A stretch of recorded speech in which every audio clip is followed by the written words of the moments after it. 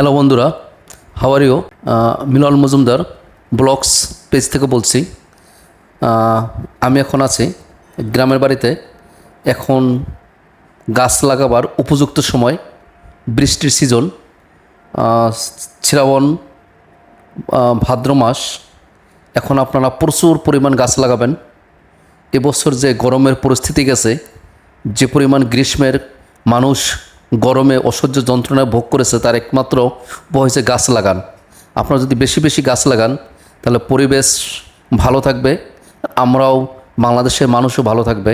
তাই বাংলাদেশে প্রায় 20 কোটি লোক আছে।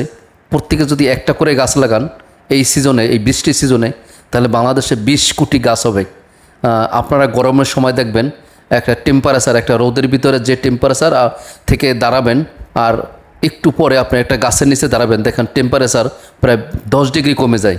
তাই আপনারা গাছ লাগান, পরিবেশ বাঁচান। তাই এখন এই বৃষ্টির সিজনে আপনারা সবাই, বাংলাদেশের মানুষ প্রত্যেকে একটা করে গাছ লাগাবেন এবং পরিবেশের ভারসাম্য রক্ষা করবেন। গাছ লাগাইলে দেশ বাঁচবে, মানুষ বাঁচবে, পরিবেশ বাঁচবে, সব কিছুই বাঁচবে। হ্যালো বন্ধুরা, আমার ভিডিও ভালো লাগলে একটা লাইক এবং একটা কমেন্ট অবশ্যই করবেন। হ্যালো বন্ধুরা, সবাই ভালো থাকেন।